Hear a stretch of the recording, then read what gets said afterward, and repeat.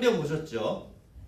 물을 끓여 보면요, 불 위에 물을 올려놓는다고 해서 금세 물이 끓는 게 아닙니다.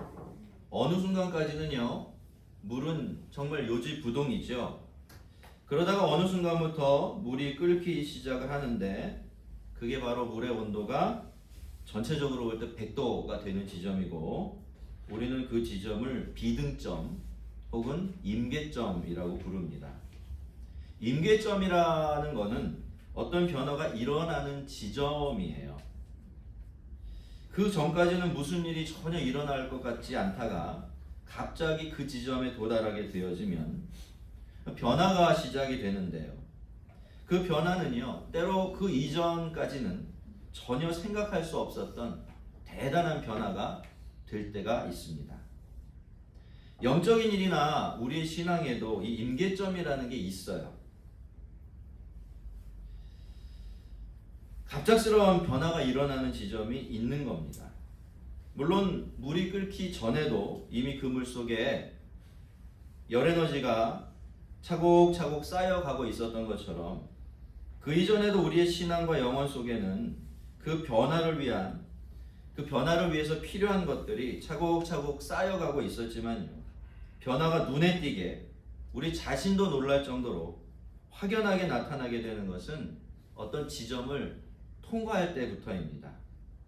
그래서 옛날에 어른들은요, 처음에 교회를 나와서 그런 고민들을 말씀을 하셨잖아요. 잘 안 믿어져요. 어떻게 될지 모르겠어요. 그러면 그때 옛 어른들은 뭐라고 말했냐면, 꾹 참고 한 3년만 빼먹지 말고 열심히 예배에 참석해 보세요. 그러면 어느 사이인가 믿어질 겁니다. 이렇게 말씀하셨던 것 같아요. 그 옛 어른들은 경험으로 신앙에도 임계점이라는 것이 있다는 것을 아셨던 것 같죠. 우리는 지난 주일에 하나님께서 우리에게 왜 고난을 주시는지 그 목적을 살펴보았는데요. 그게 뭡니까? 하나님이 우리를 훈련시키시기 위한 겁니다. 그런데 우리가 이 훈련을 받아도요, 어느 시점까지는 우리에게 별다른 이렇다 할 변화가 일어나질 않습니다. 그저 공경에 빠진 우리가 하나님을 찾게 되어지면 그 하나님이 우리를 구원해 주시는 그런 일만 반복되죠. 근데 어느 순간부터 아주 획기적인 변화가 일어납니다. 예전에는 긴가민가 하면서 하나님을 믿지 못했습니다. 믿으면서도 늘 불안하고 두려워했죠. 근데 이제는 두려움이 없이 정말 뒷일 걱정하지 않고 하나님을 믿습니다. 그 증거가 내 마음의 평안함으로 찾아오게 되는 거예요. 하나님이 내 편이 되어주시고 나를 보호해주시고 나를 구원해주신다라는 확신이 있으니까 그렇게 되는 것이죠. 여러분, 바로 여기가 영적인 임계점이 되는 것인데요. 이때부터 우리는 우리 자신의 믿음을 아주 적극적으로 사용하게 되어집니다. 더 이상 상황에 떠밀려서 하는 수 없이 믿음을 사용하는 그런 수준이 아니라 아주 적극적으로 하나님을 의지하면서 용감하게 인생의 난관이나 시험들을 대면하게 되는 것이죠. 뿐만 아니라 그러면서 세세한 싸움의 기술도 늘고요, 영적인 근력도 강해지죠. 그래서 고난이 닥쳐오게 되면 알게 됩니다. 내가 옛날보다 훨씬 덜 힘들어하고 있네, 덜 어려워하고 있네 라는 것을 알게 되죠. 예전에는 무슨 일만 있으면 어쩌지 막 이러면서 한숨만 쉬었고, 몇 날 며칠, 심지어 몇 주, 몇 달까지 거기 붙들려서 안절부절 했었는데, 그런 모습이 자기 안에서 현저히 줄어들게 됩니다. 그래서 사는 것이 참 편안해지고 담대해집니다. 내가 내 원수를 뒤쫓아 멸하였으며 그들을 무찌르기 전에는 돌이키지 아니하였나이다. 내가 그들을 전멸시켰더니 그들이 내 발 아래에 엎드러지고 일어나지 못하였나이다. 여러분, 다윗이 얼마나 많이 보였는지 보이십니까? 쫓기던 사람이 쫓는 사람이 되었죠. 공격만 당하던 사람이 공격하는 사람이 되었고요. 원수를 완전히 무찌를 때까지 전혀 물러서지 않는 용감한 전사가 된 겁니다. 그 원수가 무엇이든 상관이 없어요. 그게 사람이든 어떤 상황이든 심지어는 내 안에 있는 심리적이고 영적인 장벽이든 다 마찬가지입니다. 여러분, 사실 진짜 문제는 어디에 있습니까? 우리의 마음에 있어요. 우리의 삶과 믿음을 무너뜨리려는 내 안팎의 대적들과 도전들이 무서워서 그들과 싸우려고 들지 않은 우리의 마음이 문제이죠. 이런 마음이 크면 힘을 낼 수가 없습니다. 나를 공격하는 원수와 싸울 수도 없고요. 싸울 수 없으니까 이길 수도 없죠. 백전백패가 되는 것입니다. 다윗도 그랬어요. 그랬던 것 같습니다. 적어도 어느 시점까지는 말이죠. 늘 도망치고 의기소침해하고 패배의식에 빠져있고 그랬습니다. 근데 이제는 안 그런 겁니다. 더 이상 도망치지 않아요. 맞붙어서 싸우고요. 싸워서 이깁니다. 오히려 자기 쪽에서 대적에게 달려들기도 해요. 다윗은 이제 그런 사람이 되어 있는 겁니다. 다윗은 그 이유를 이렇게 말해주죠. 이는 주께서 내게 전쟁하게 하시려고 능력으로 내게 띠띠우사 일어나 나를 치는 자를 굴복하게 하셨으며. 분명히 싸운 건 누굽니까? 다윗이에요. 다윗이 이겼습니다. 그런데 그게 다 뭐라고 고백합니까? 하나님의 은혜다, 그렇게 고백을 합니다. 하나님은 그동안 내 인생과 이 세상이라는 전쟁터에서 용감하게 싸울 수 있는 용사로 나를 훈련시켜 오셨어요. 그 덕분에 나에게는 믿음이 생겼죠. 그래서 믿음만이 만들어낼 수 있는 진짜 용기도 얻게 되었습니다. 그래서 다윗은 용기를 낼 수 있었고, 내가 용기를 낼 수 있었고, 내가 싸웠고, 내가 이겼지만 결국에는 하나님의 은혜다, 하나님이 다 하셨다, 그렇게 고백할 수 있었던 겁니다. 여러분, 자기가 하나님의 은혜 안에 있다는 것을 알고 있는 사람들은요, 증거가 나타나요. 어떤 증거일까요? 그런 사람은 용감해집니다. 그래서 자기 인생과 인생의 시험, 역경 이런 것들 그렇게 많이 두려워하지 않아요. 미리 오지도 않은 것들을 막 끌어당겨 가지고 지금부터 걱정하고 그렇게 살지를 않습니다. 여러분, 사람이 걱정과 근심을 좀처럼 버리지 못하는 게 바로 이것 때문이에요. 하나님 없이 살아보려고 하기 때문에, 자기가 다 하면서 살아가려고 하기 때문에 자기 인생 앞에서 도무지 용기를 낼 수가 없는 거예요. 여러분, 사실 우리의 인생의 관건은요, 우리가 우리를 공격하는 우리 안팎의 원수들의 공격에 맞설 용기와 담대함이 있는가 하는 것입니다. 그래서 하나님께서 가나안 땅을 앞에 두고서 두려움에 머뭇거리고 있던 여호수아에게 찾아가서 뭐라고 하셨습니까? 내가 너와 함께 할 테니까 너는 담대해라, 강하고 담대해라 라고 하신 것이에요. 이 용기가 없고 이 담대함이 없으면 적과 꿀이 흐르는 가나안 땅이 눈앞에 있어도 그게 뭐다? 그림의 떡이다, 이렇게 되기 때문이에요. 그런데 여러분, 은혜를 받으면요, 그래서 자기가 정말로 하나님의 은혜 가운데 살고 있다는 사실을 알게 되면 그 사람은 어떻게 된다고요? 용감해집니다. 가나안 땅을 차지할 근거를 얻게 되는 것이죠. 여러분, 하나님의 은혜, 요즘에 저는 좀 못마땅한 게 있어요. 요즘에 신앙의 풍토 중에서. 그게 뭐냐면 하나님의 은혜를 자꾸 감상적인 것으로 만들어요.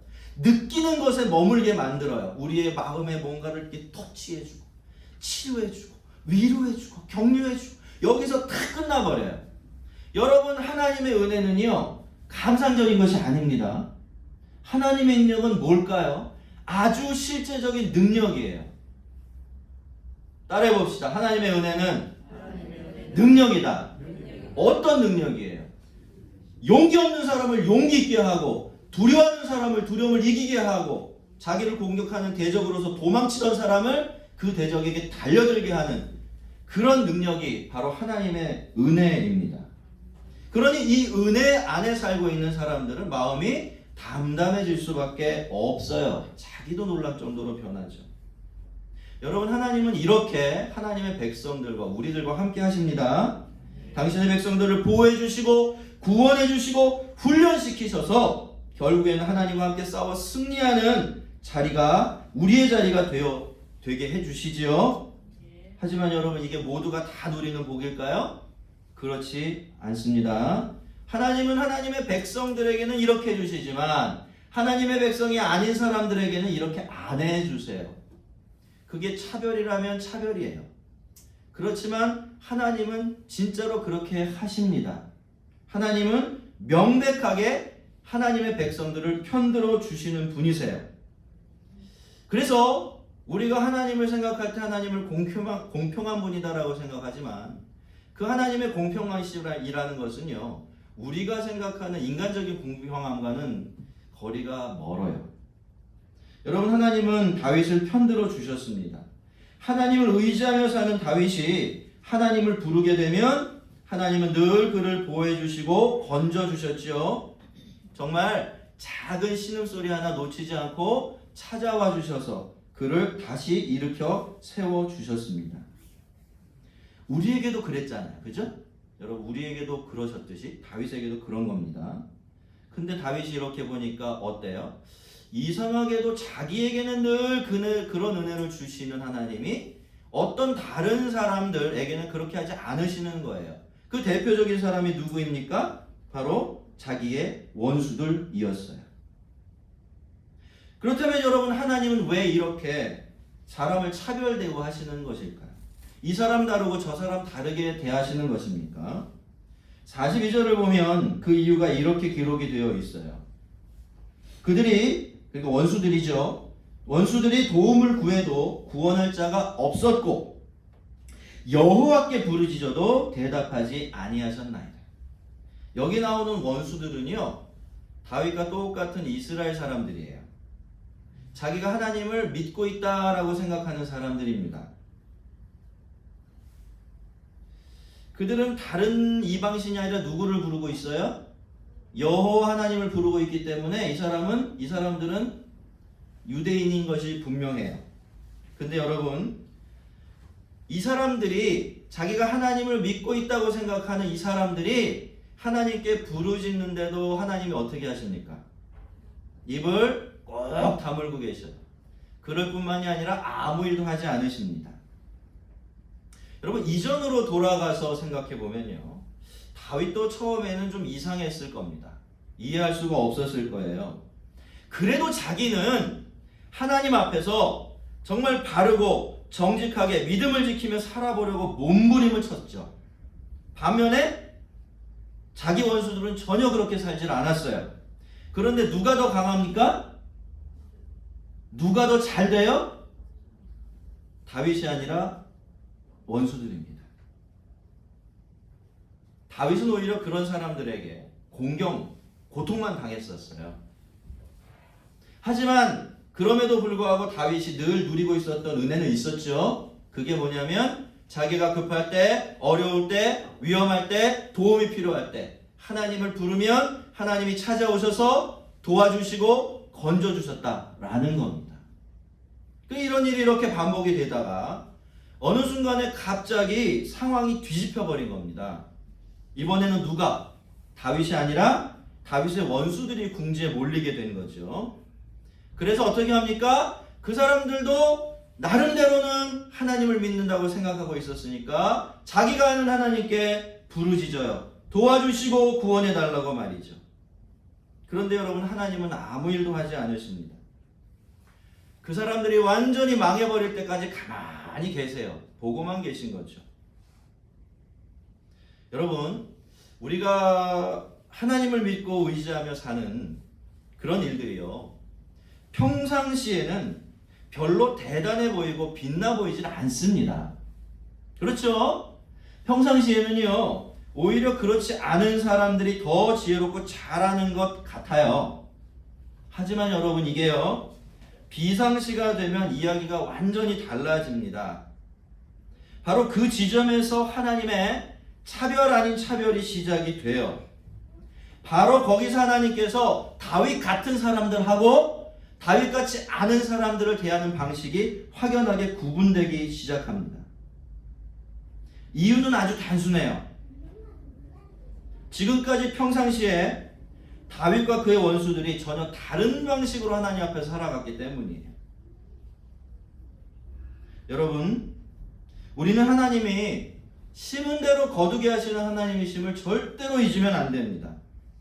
그것이 하나님께서 이 세상과 우리의 인생을 다뤄가시는 가장 큰 틀이 되기 때문에 그래요. 평상시에 하나님을 모시고 하나님이 계시는 삶을 살면 비상시에 하나님은 우리의 하나님이 되어주십니다. 그렇지만 평상시에 내가 하나님을 몰라라 하고 하나님이 기뻐하는 삶도 살지 않고 하나님이 없는 것처럼 살면 어떻게 되지요? 비상시에 우리 혼자 그 많은 일들을 다 겪어내야 돼요. 그렇게 될 가능성이 굉장히 높습니다. 하나님이 특별하게 우리를 불쌍히 여겨주시지 않는다면 말이죠. 그리고 여러분, 더 결정적인 일이 있어요. 이와 똑같은 일이 언제 또다시 한번 반복됩니까? 마지막 날에. 하나님께서 이 세상 심판하실 날에 반복돼요. 지금보다 더 확실하게 그리고 영구적으로 그렇게 되겠지요. 그때는 모든 일들이 완벽하게 선악간에 세워질 것이기 때문입니다.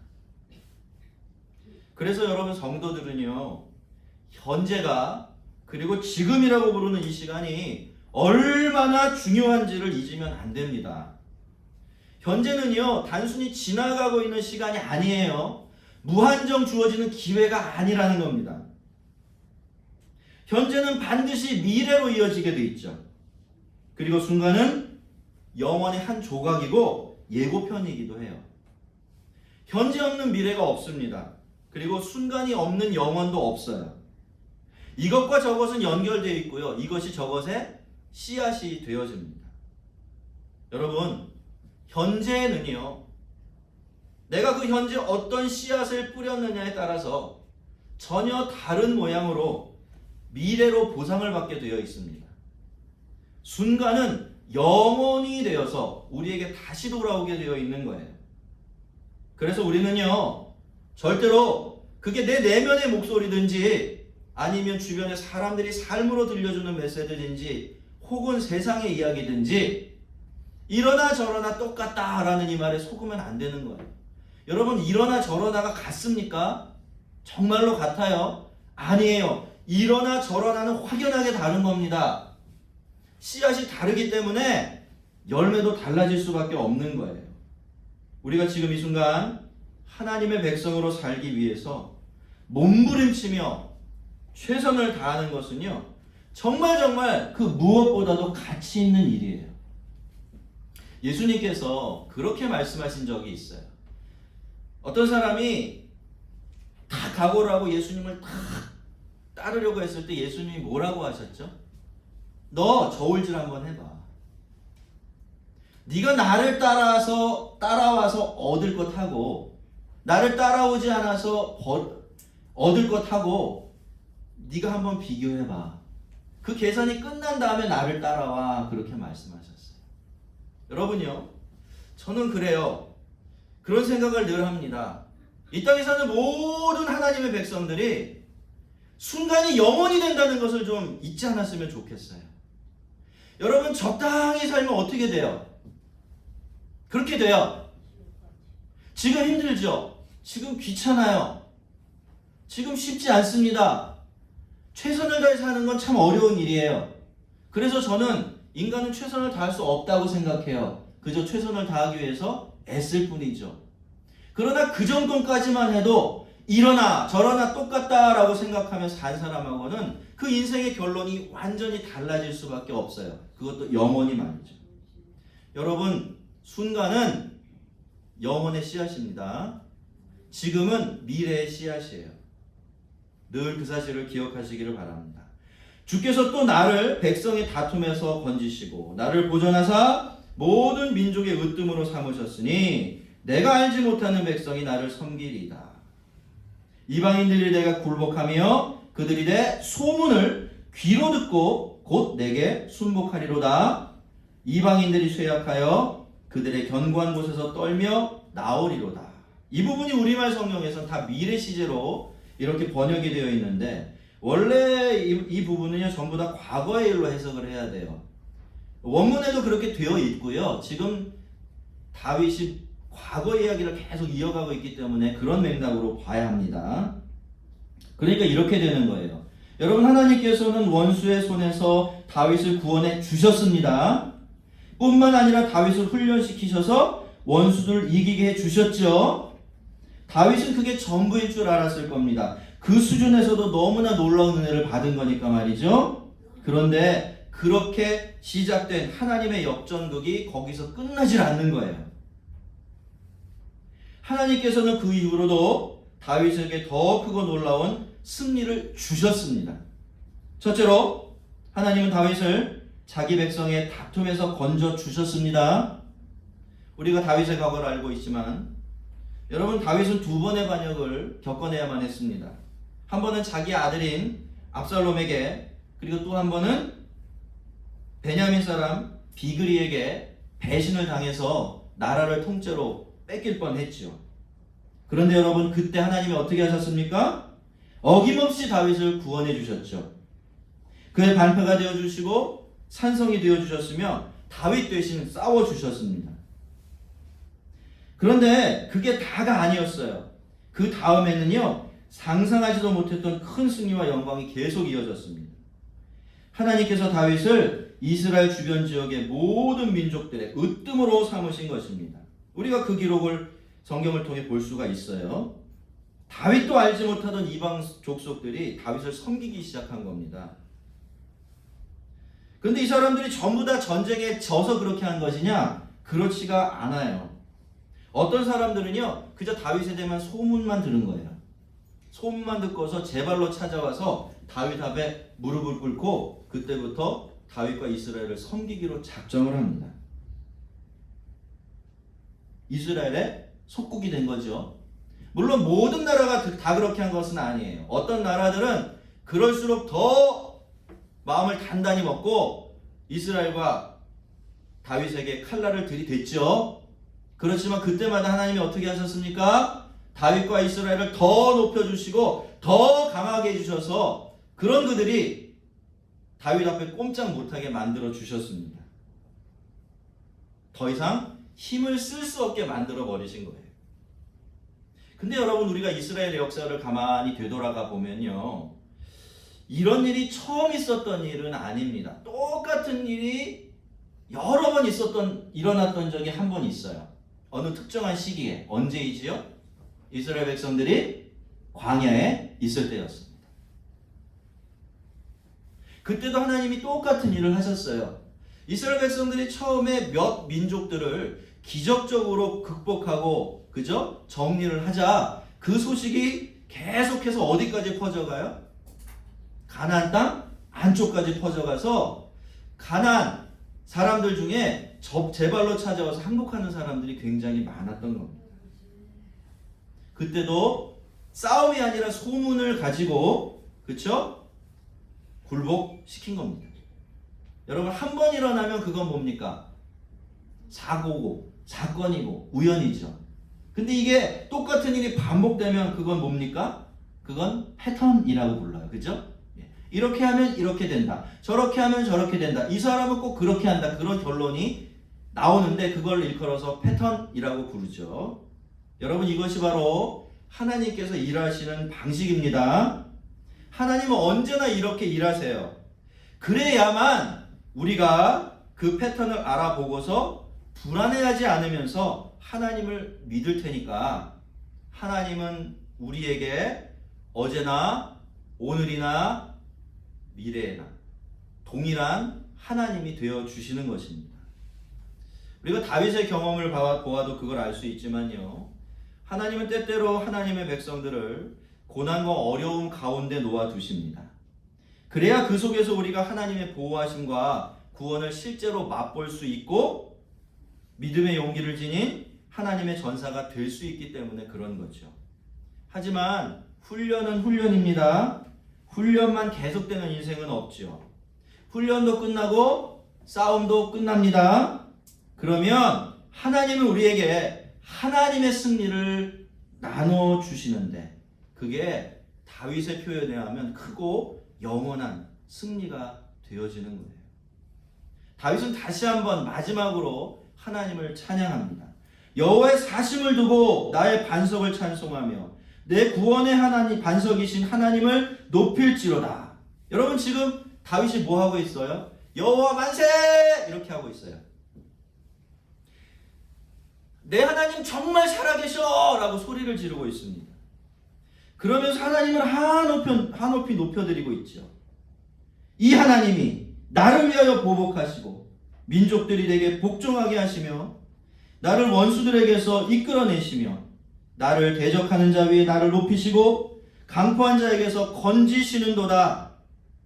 여러분 다윗이 지금까지 평생을 두고 경험해왔고 그래서 확실히 알게 된 하나님이 이런 하나님이셨기 때문에 다윗은 자신의 인생의 결론을 하나님을 향한 자랑과 찬양으로 마무리할 수밖에 없었던 것이. 그러면서 마지막으로 다윗은 이런 식으로 자기의 믿음을 고백합니다.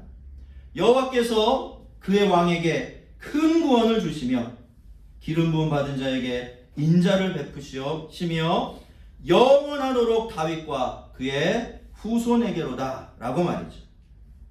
여러분 물론 하나님께서는 이미 다윗에게 그 약속을 주셨어요.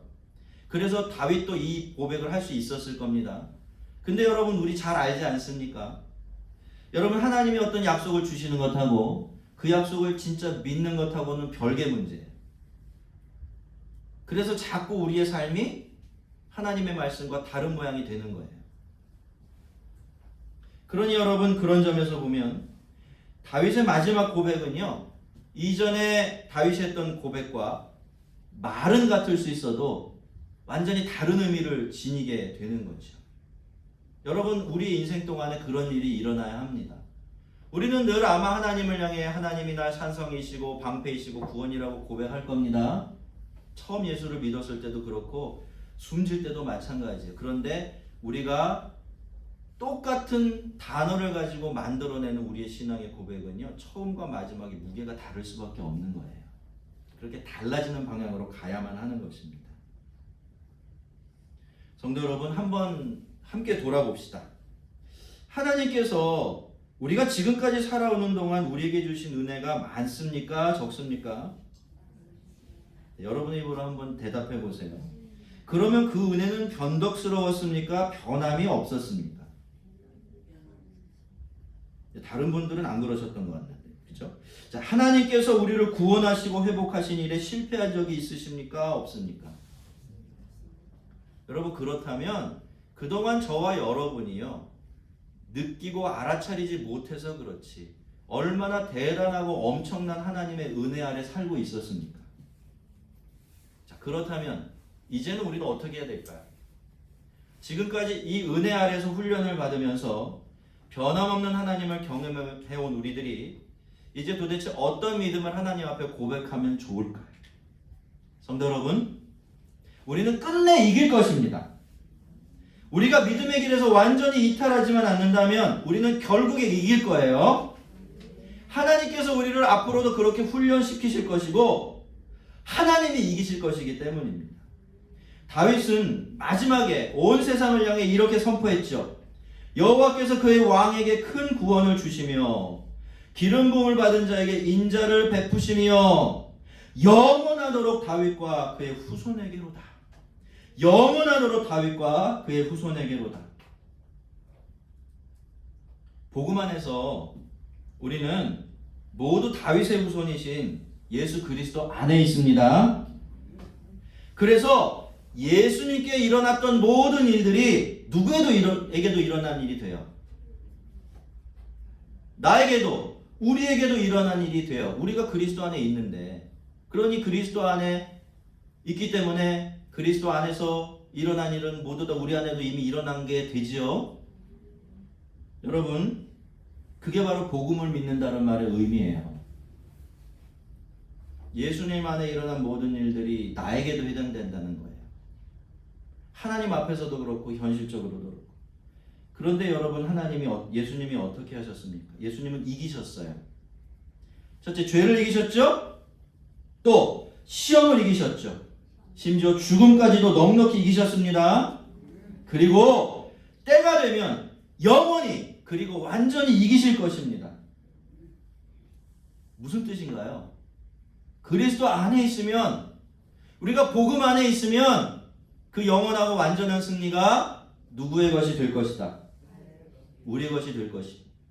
그렇죠? 믿습니까? 확실한 일입니까? 불확실한 일입니까? 정해진 일입니까? 확정되지 않은 일입니까? 확정된 일이에요. 왜요? 예수님은 실패함이 없으실 겁니다. 그럼 우리는 마지막에 승자가 됩니까? 패배자가 됩니까? 그럼 우리의 인생의 결론은 해피엔딩입니까? 새드엔딩입니까? 아시겠어요?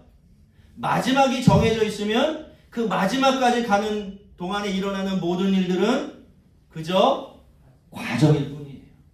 이럴 수 있고 저럴 수 있는 그런 일인 것입니다.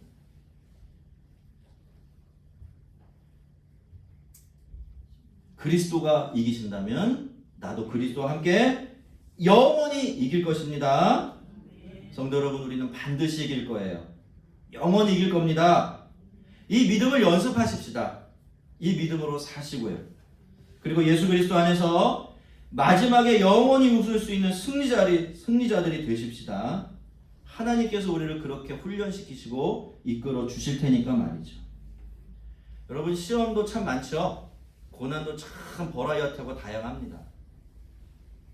그렇지만 우리가 믿음으로 사는 한 우리는 이 모든 원수들을 넉넉히 이기게 될 것입니다. 다윗의 승전가가 우리의 영원한 승전가가 되는 그 날까지 하나님 안에서 훈련받고 싸우고 또 이겨나가는 우리 모두가 되기를 주의 이름으로 축원합니다. 우리 같이 한번 기도하겠습니다.